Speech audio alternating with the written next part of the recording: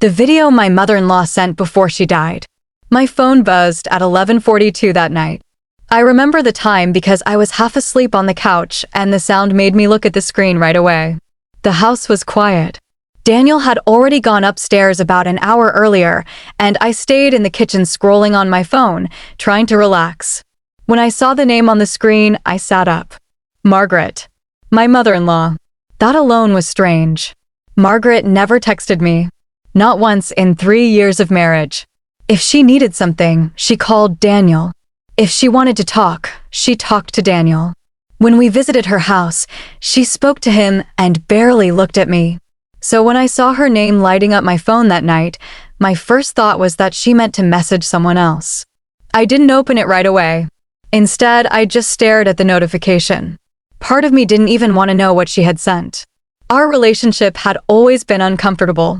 From the first day Daniel introduced me to her, I could tell she had already decided something about me. I still remember that day clearly. We were standing in her living room. Daniel was smiling, proud, excited. I was nervous, but hopeful. Margaret looked me up and down like she was silently judging every detail about me. Then she smiled. But it was the kind of smile people give when they are trying to be polite. Not the kind that means they are happy to meet you. Over time, things never really got better. She wasn't openly rude, but she kept her distance. Family dinners felt tense. Conversations felt forced. And sometimes when Daniel left the room, the silence between us felt heavy. Daniel always told me I was imagining it. He said that was just her personality. Maybe he believed that. But I didn't. Anyway, that night my phone buzzed again. Same message. I finally opened it. It wasn't a text. It was a video. No words. No explanation. Just a video file. For a moment I thought about ignoring it and going upstairs to bed. But something about it made me curious. Why send me a video? Why not Daniel? That question was enough to make me tap the screen. The video started shaking like the phone was being held in someone's hand. The lighting was dim, and it took a few seconds for the camera to adjust. Then I saw her. Margaret. She looked nothing like the confident woman I knew. Her hair looked messy and her face was pale. She kept glancing towards something off camera, like she was worried someone might walk into the room. For a few seconds, she didn't say anything. She just stared at the camera. Then she spoke. Emily, if you are watching this, it means I didn't get the chance to tell you in person. Hearing my name made my chest tighten a little. Margaret never talked to me like that before. Her voice sounded nervous. Almost shaky. I leaned forward and turned the volume up. She took a breath before continuing. I know you think I hate you. That part actually surprised me. Not because it was wrong, but because she admitted it. I stayed quiet and kept watching. She rubbed her forehead like she was stressed or exhausted. Then she said something I didn't expect. The truth is I was trying to protect you. I frowned at the screen. Protect me? From what? From awkward family dinners? From her cold attitude? It didn't make sense.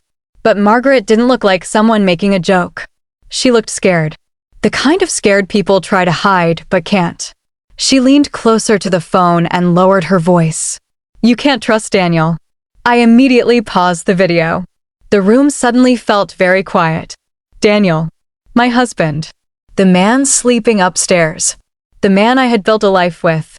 I stared at the screen trying to process what she had just said. My first reaction was anger. Margaret had never approved of our marriage, and maybe this was just another way of trying to create problems. But something about her expression in the paused video kept bothering me. She didn't look manipulative. She didn't look dramatic. She looked terrified. After a minute, I pressed play again. Margaret glanced toward the door like she heard something in the house. Her voice became quieter. I don't have much time, she said. If anything happens to me, you need to go to the garage. I frowned again. The garage? Daniel's parents lived in a normal suburban house. We had been there dozens of times. Nothing unusual about it. At least I thought so. Margaret continued speaking. There is a box behind the old freezer. Daniel thinks I got rid of it. My heart started beating faster. I had no idea what she was talking about. Margaret suddenly turned her head towards something off screen. The phone moved slightly in her hand. When she spoke again, she sounded even more nervous. If he finds out I sent you this, he will. The video stopped. Just like that. No ending. No explanation. Just silence. I sat there in the kitchen staring at the blank screen, trying to figure out what I had just watched. Part of me wanted to dismiss it as one of Margaret's strange moments, but another part of me couldn't shake the feeling that something was wrong. Very wrong. Then I noticed the timestamp on the video. It had been recorded only 20 minutes earlier. That meant when she sent it, she was still alive. I suddenly became aware of how quiet the house was around me. I looked toward the staircase that led upstairs to our bedroom. Daniel was up there sleeping peacefully. Everything in the house felt normal. Too normal. I locked my phone and tried to tell myself it meant nothing. Maybe Margaret was sick. Maybe she was confused. Maybe she had too much to drink. There had to be a logical explanation. Just as I started convincing myself to forget about it, my phone rang. The sound made me jump. The number on the screen was unfamiliar. I hesitated for a moment before answering. Hello? There was a pause. Then a man spoke. Is this Emily Carter? Yes, I said. This is Officer Ramirez with Brookfield Police. The moment he said police, my stomach tightened. I stood up slowly without even realizing it. I'm calling about your mother-in-law, Margaret Carter, he said. Something inside me already knew what he was going to say next. She was found in her home tonight. I felt my grip tighten on the phone. Found? I asked. There was another pause before he continued. I'm very sorry, but she passed away earlier this evening. For a moment, I couldn't speak. My mind immediately went back to the video. Earlier this evening. The officer continued explaining things, but his words felt distant. All I could think about was the message she had sent. The fear in her voice. And the last thing she said before the video cut off. You can't trust Daniel. Slowly I turned and looked at the dark staircase leading upstairs. My husband was up there sleeping. The same man I trusted more than anyone. But now a strange feeling was creeping into my chest. Because Margaret didn't send that video by accident. And if she was right about Daniel, then the person I had been living with for 3 years might be hiding something far more dangerous than I ever imagined. I stood there in the kitchen for a long time after the call ended. The house felt different now. The same walls, the same furniture, the same quiet night, but something about it felt heavier, like the air had changed. I kept thinking about Margaret's face in that video. The fear in her eyes didn't look fake. It didn't look like a woman trying to create drama. It looked real. And the part that kept repeating in my head was what she said about Daniel. You can't trust him. I didn't want to believe that. Daniel had always been calm, patient, and supportive. He was the kind of person people trusted easily. Even my friends used to say I was lucky to marry someone like him. But Margaret's voice kept echoing in my mind. If anything happens to me, go to the garage. I suddenly realized something that made my chest tighten. If the police were right, Margaret had died only minutes after sending that video, which meant she believed something bad was about to happen. I looked toward the staircase again. Everything upstairs was silent. Daniel was probably asleep. For a moment, I thought about going up there and telling him everything, showing him the video, asking him what it meant. But another thought stopped me. What if Margaret was telling the truth? The idea made me uncomfortable. Still, curiosity slowly started pushing away my fear. I opened my phone again and played the video one more time. This time I paid attention to every detail. The background. The sounds. Anything that might explain what was happening. Behind Margaret, I could see part of a wall and a door. The lighting looked like it was coming from a single lamp somewhere in the room. Then I noticed something I hadn't paid attention to earlier. A faint noise in the background. It sounded like a door closing somewhere in the house. Margaret heard it too.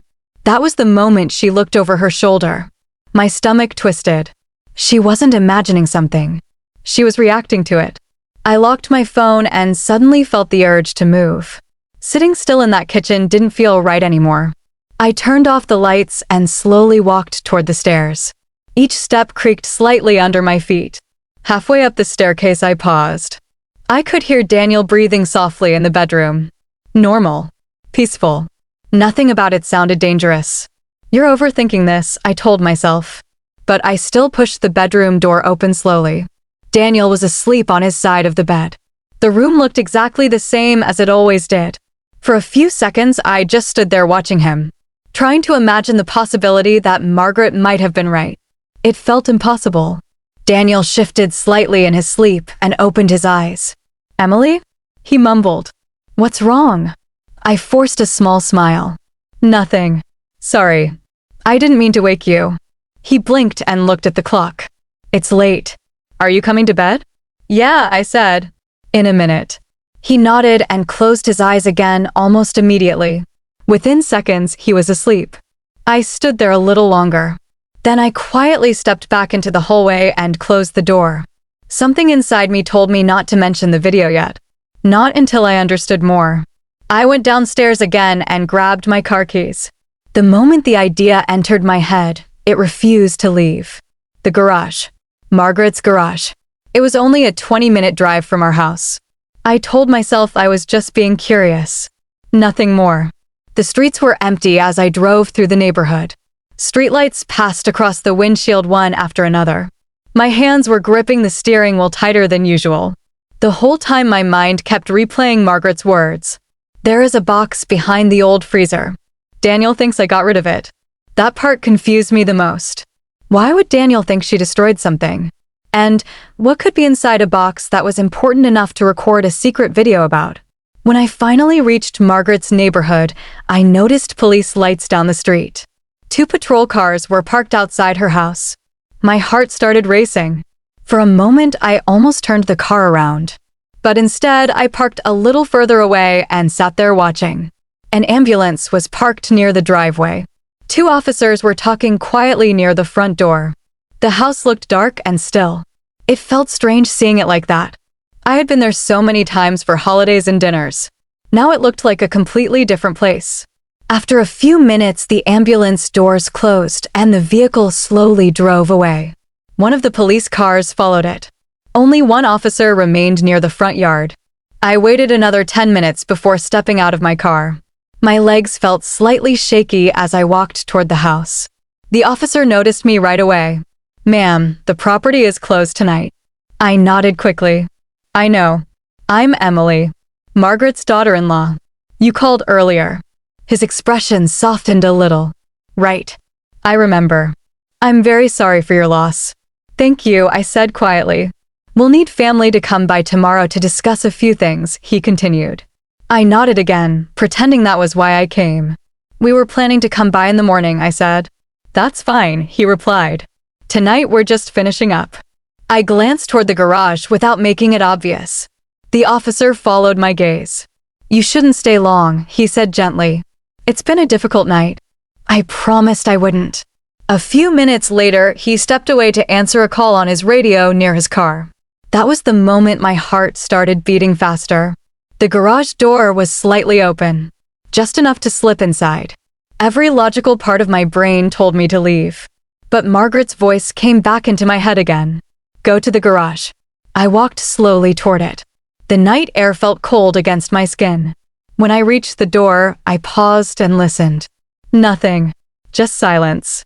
I pushed the door open a little further and stepped inside. The smell of old cardboard and dust filled the air.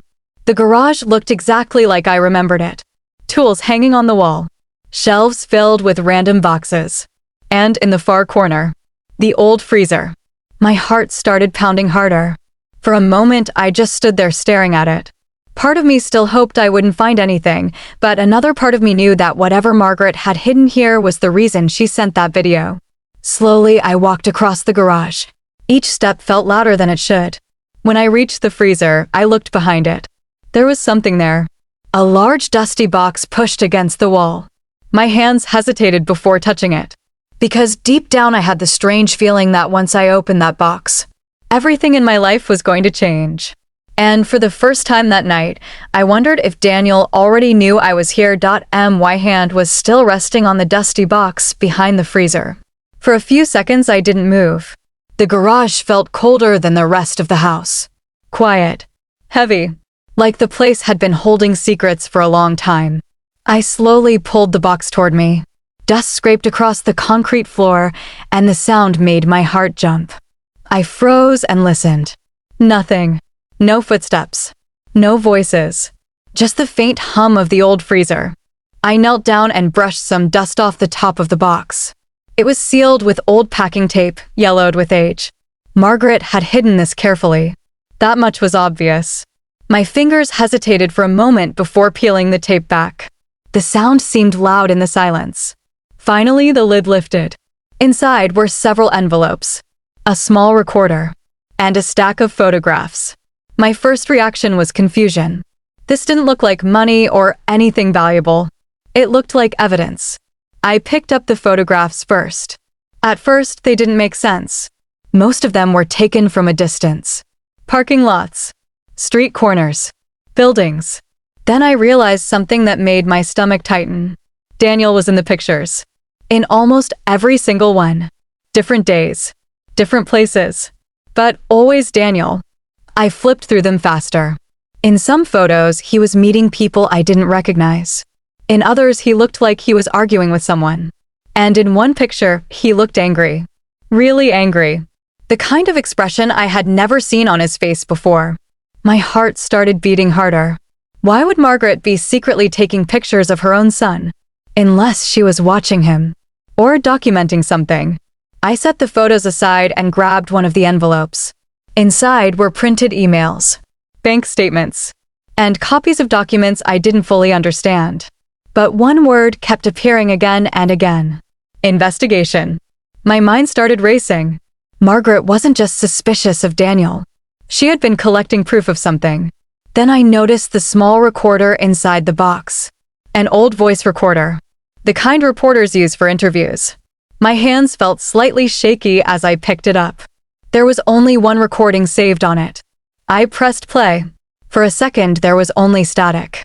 Then Margaret's voice filled the quiet garage. If you're hearing this, Emily, it means you found the box.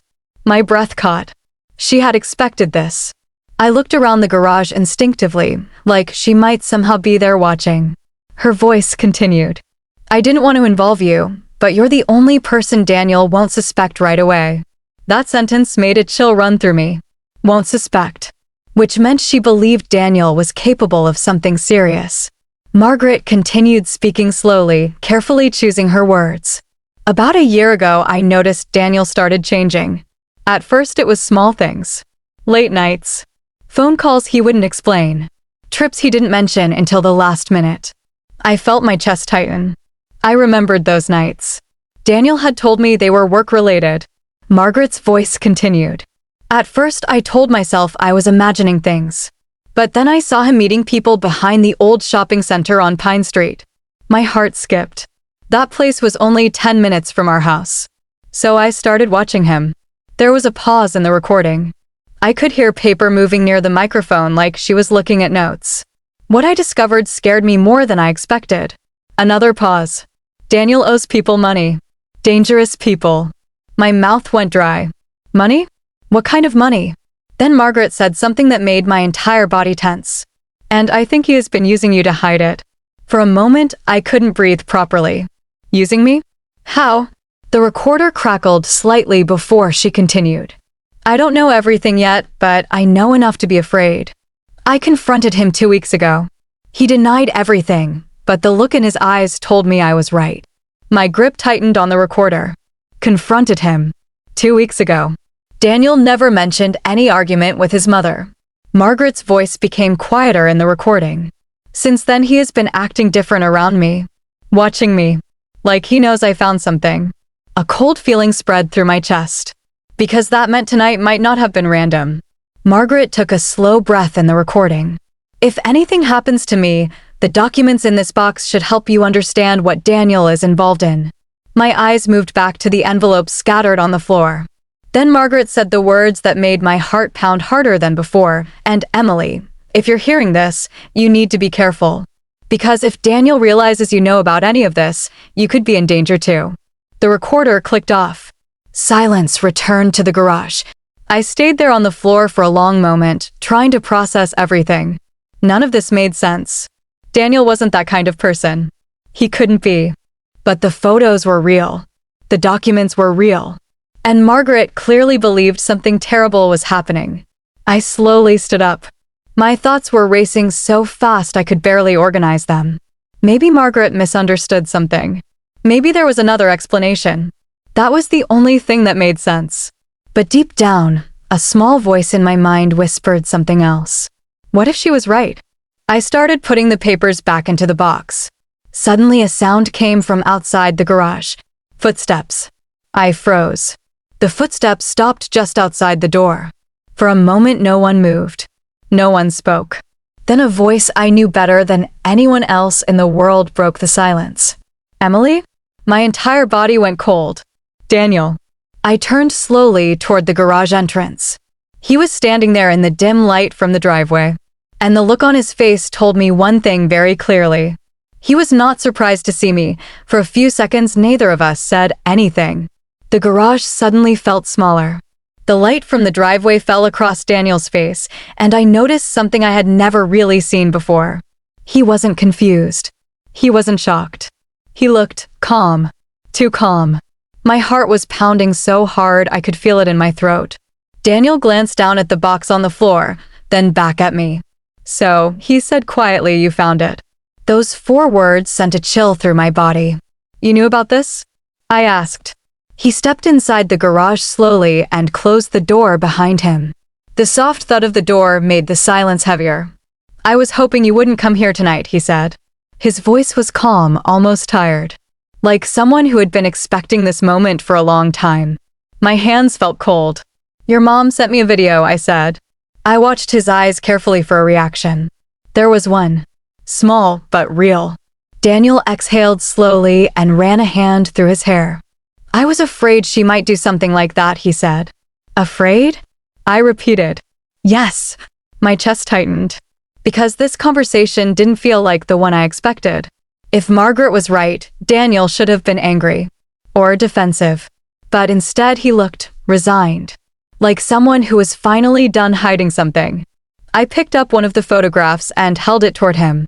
Then explain this. Daniel looked at the picture for a moment before speaking. She really did follow me everywhere. You're not denying it? I said. No, he replied. That answer made my stomach twist. Daniel looked around the garage and then back at the box. I guess you heard the recording too.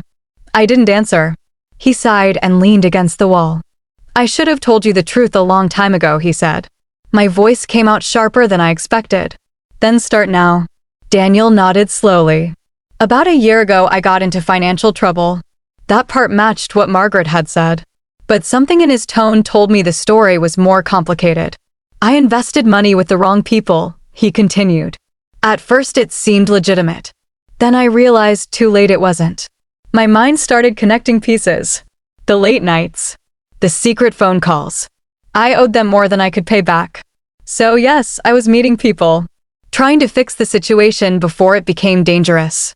I crossed my arms. And your mother? Daniel looked down at the floor for a moment. She found out. How? I asked. She saw me meeting someone and started asking questions. At first, I told her it was nothing. But she didn't believe me. That sounded exactly like Margaret. Persistent. Sharp. Observant. Daniel continued speaking. Eventually, she started following me and collecting things like those photos. He looked at the box again. She thought I was involved in something much worse. I remembered the fear in Margaret's voice. You argued with her, didn't you? I asked. Daniel nodded slowly. 2 weeks ago. The same day mentioned in the recording. What happened?